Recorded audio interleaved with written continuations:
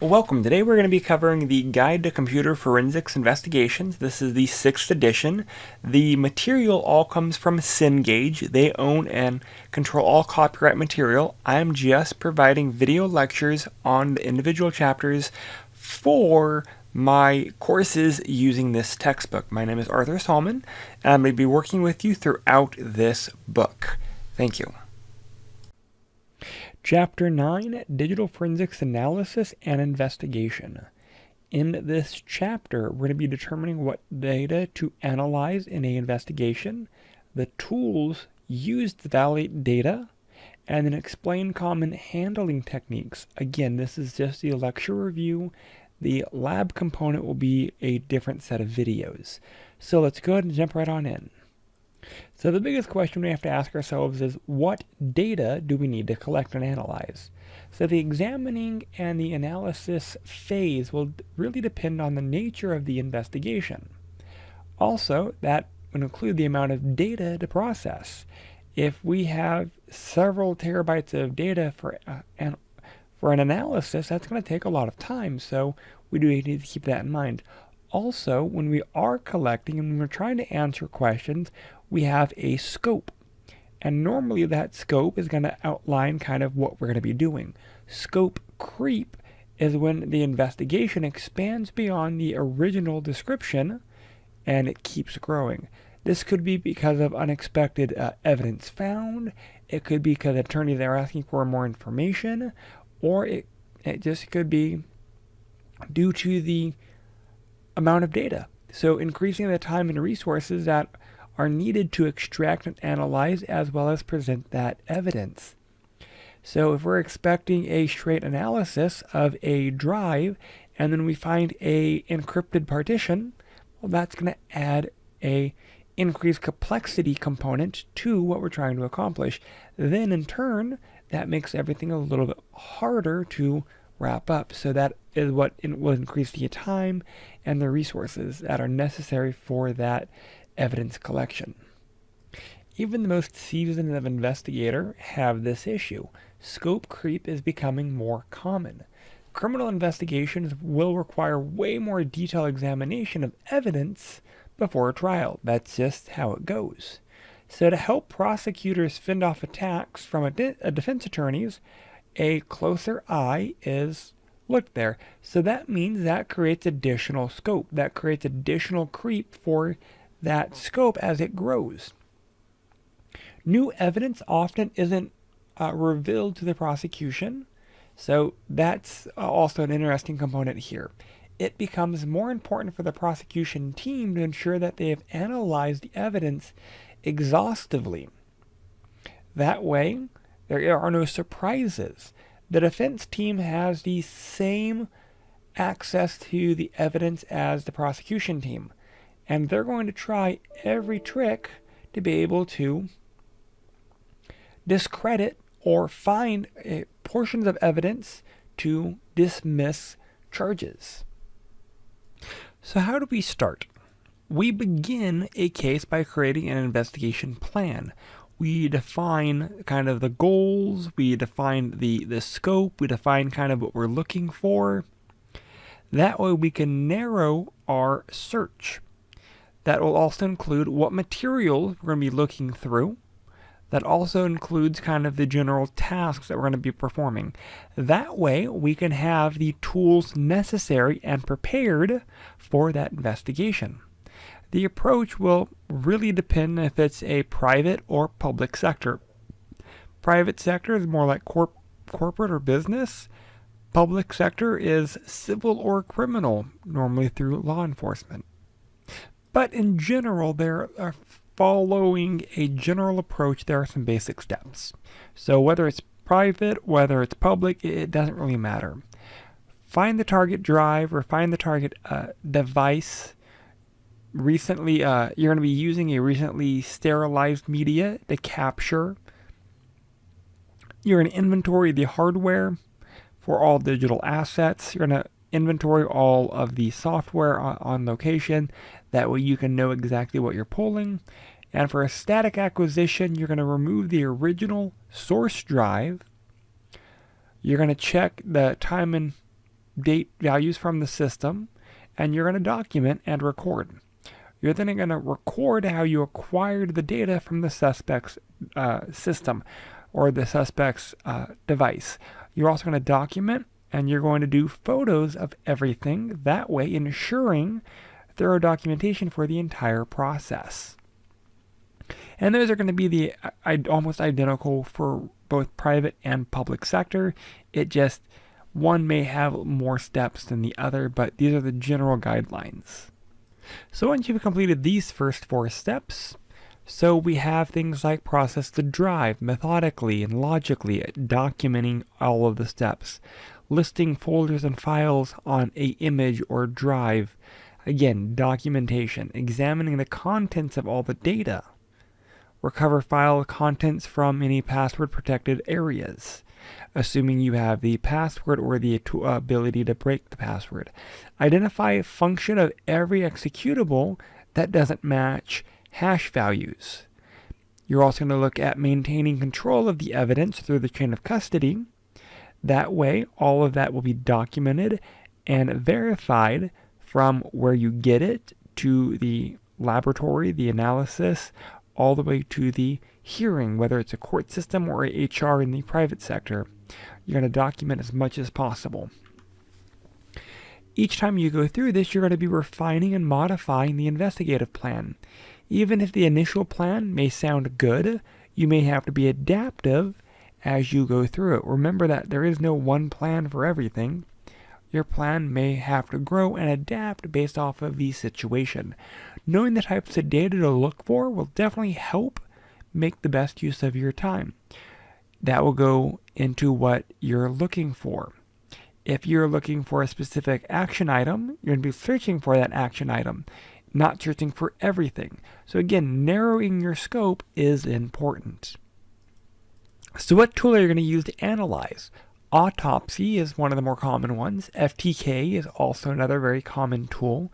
And there's also open source tools out there as well. So it really just depends. So for the next few slides, we're going to be looking at Autopsy more specifically, because Autopsy is a roundabout tool, Windows-based, but it can analyze all of the common file systems, Microsoft FAT and NTFS, the ISO standards, the Mac versions, and Linux variations. Autopsy can analyze data from multiple sources, image files from other vendors, open source vendor files, and image files, and so forth. Autopsy can also handle things through VMs, so raw, expert witness, virtual machine files, VDIs, VDHDs, VDMMKs, and so forth. It also has an index version of the NIST software. So following the NIST National Software Reference Library, the NSRL, it has a large collection of MD5 hashes for known executables and known software. That way you can verify hashes based off of EXEs. That way you can see if there are any illegitimate EXEs that are there. You can install the NSRL hash in Autopsy. Basically, you download the latest version and you reference them. Here's an example of a hash database. That way you can compare hash values. Collecting hash values in Autopsy, this is going to be really important. You create a hash database of known files of interest, and then from there you can analyze them. You can do hash lookups. That way you can search for database files. You can see what hash values are actually there.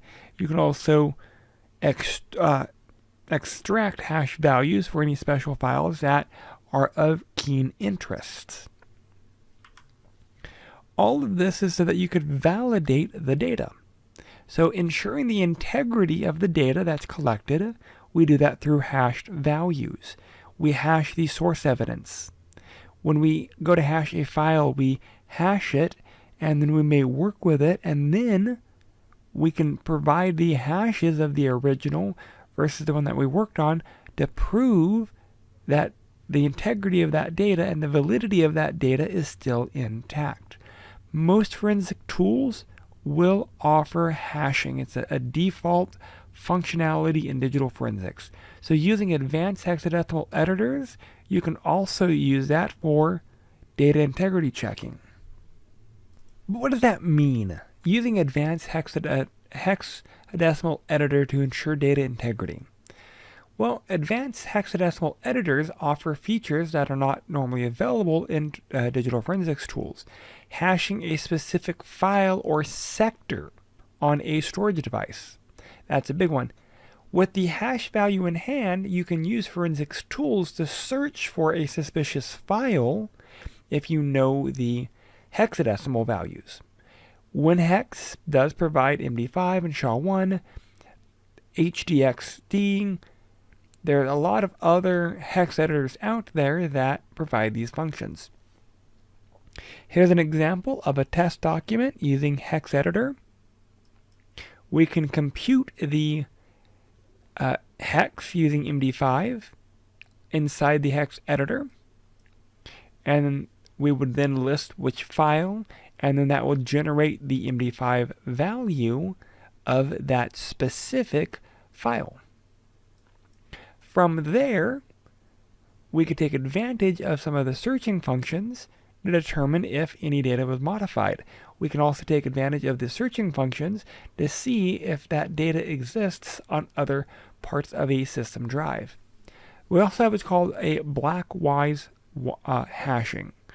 Basically, this is going to look at the individual blocks, and it will processes that will build the data set off of hashes of sectors from the original file. So if there's only portions of the original file, we can still rebuild or try to rebuild the file.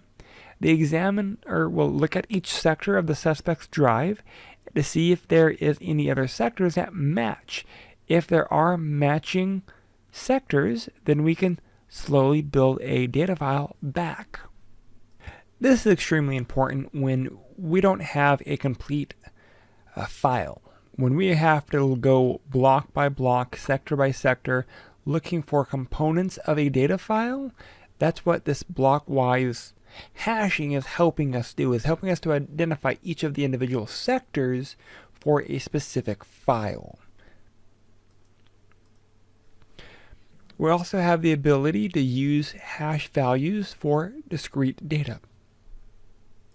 Sorry about that, I meant hash values to discriminate data. Access data does have its own hashing database. This is known as the file filter, or KFF. The KFF filters are going to be looking for known program files from the view, and constraints has its own known of illegal files as well. It will compare known file hash values with files on your evidence. That way, again, you can see which files line up. Is it an appropriate executable? Is it not an appropriate executable? Is it an appropriate file type or not? And you can analyze all of them through our different acquisition and analysis-based tools like Autopsy. Other digital forensics tools can also be import the NSRL database. It's not just Autopsy. This is a pretty common function because whether it's a access data one, whether it's a NIST variation, almost any forensics investigator is going to be loading a hashing database because they're not going to hash executables by hand. They're going to rely on the tool to hash these files and then do the comparison. Autopsy and Access Data's FTK Imager are going to be the two big tools we use in our lab environment. In Access Data, specifically the FTK Imager, we can select different types of file formats. For example, the Expert Witness E01 or a SMART file format. A SMART one will be S01 format. There's additional options for hashing the data and validation reports and validation through hashing.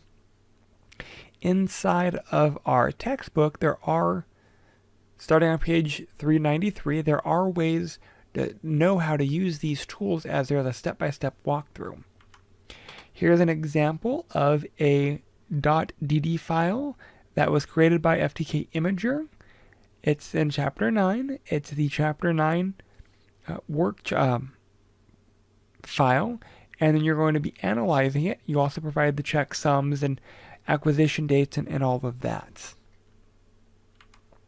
Key thing is the computed hash values, MD5 and SHA-1, used for comparison. But what happens if the data is hiding?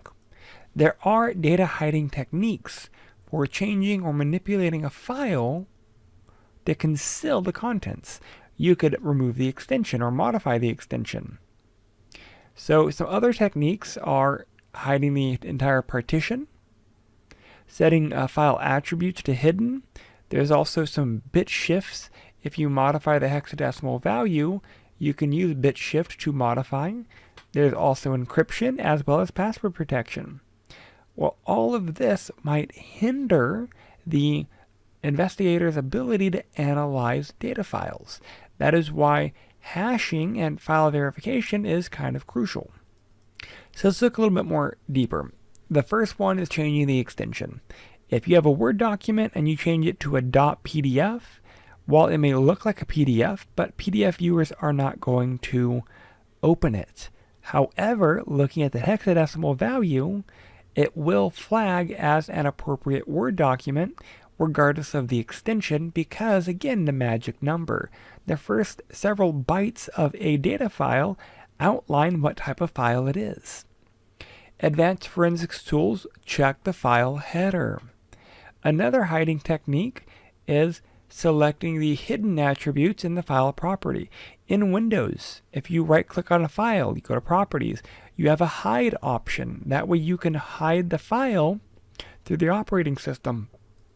You can also use hiding the partition or a volume. That also works. You could use diskpart to remove drive letters. You can unhide using diskpart assign letter. You also have tools out there that will do this as well, like Easy US Partition Master, or in Linux you have Grub. You have other disk management tools specifically geared at manipulating the drive partition or drive volume.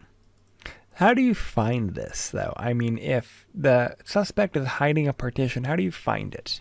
To detect whether a partition has been hidden, you need to account for all of the disks, the disk space, while you are reviewing. So both the physical disks and the disk space.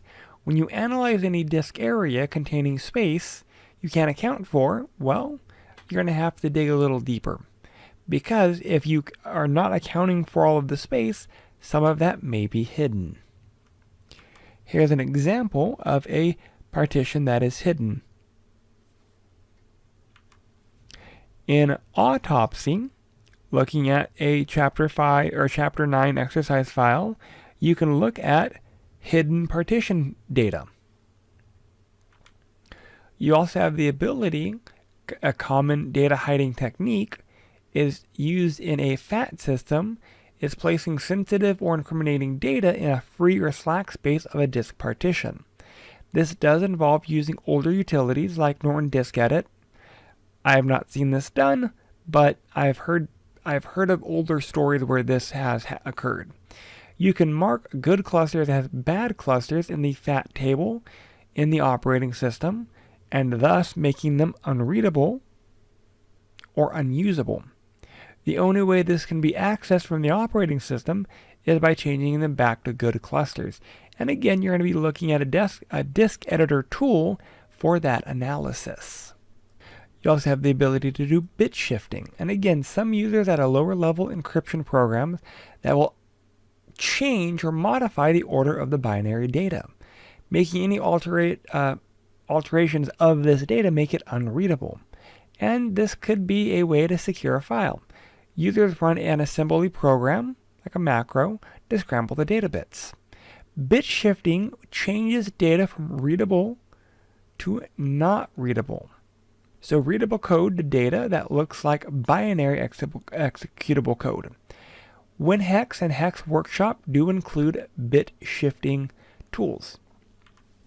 So here is an example. You can modify one of the offsets. You can shift based off of your requirement. And here we shifted some data, thus making it unreadable.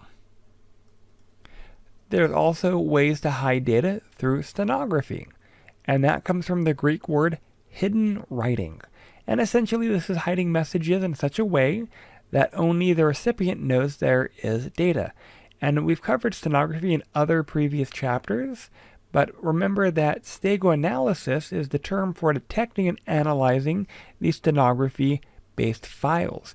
This would be as simple as a digital watermark, for example, or it could be something more nefarious. Ways to hide data to use stenography: you can use a lot of the free tools that are out on Google. You insert the information into a variety of data files, and unless someone is scanning each individual file, they may not even find the file that has been modified. If you encrypt a plain text file with PGP, for example, and then insert encrypted text into a stenography file, then cracking the encrypted message then becomes extremely difficult. Not impossible, but improbable. Stego attack methods are Stego only, known cover, known message, chosen Stego, and chosen message based attacks. And this type of methodology is way outside of the scope of what we're working on, but just wanted to point out that there are different Stego and attack methods that are out there that can be seen. While stenography is not technically encryption, encryption is the next thing to be covered. To decode an encrypted file, you need to supply a password or a passphrase, and that's always a challenge because that does mean that the individual being investigated needs to produce it, or the investigator might have a way to crack it, and again, that's not always the case. Many encryption programs use a technology called key escrow. This is designed to recover encrypted data if the user forgets their keys. Key sizes can be anywhere between 56 bits, 128 bits, to over 4096 bits, and this makes breaking them unrealistic. It might take hundreds of years or thousands of years to break simple based encryption. What happens if you forget your password? There are password cracking tools available. Some are integrated into digital forensics toolkits, some are not. Standalone tools are things like LastBit, Access Data, John the Ripper, Passware, Orphan Crack. But again, these are all going to be taking a while depending on the complexity of the password. You can also do different techniques. A brute force tries every combination, and it just tries to do as many combinations as possible to break that password.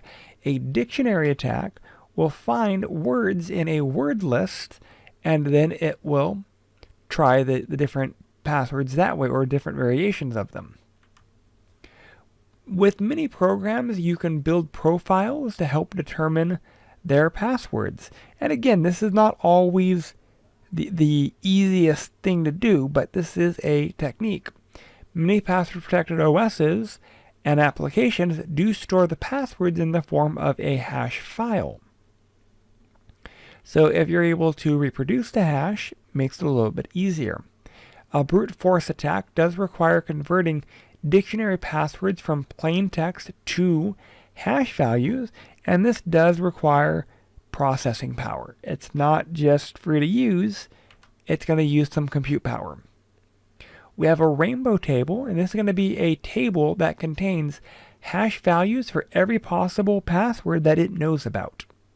No conversion necessary because it already has pre-calculated hash values for a list of passwords. We also have what's called salting passwords. So you alter the hash value and make a password cracking extremely difficult. What you do is, you might have a password, you add a salt, then you hash it. That salt could be a random key. Now, trying to break that hash becomes dang near impossible because you have to now know the password and the salt.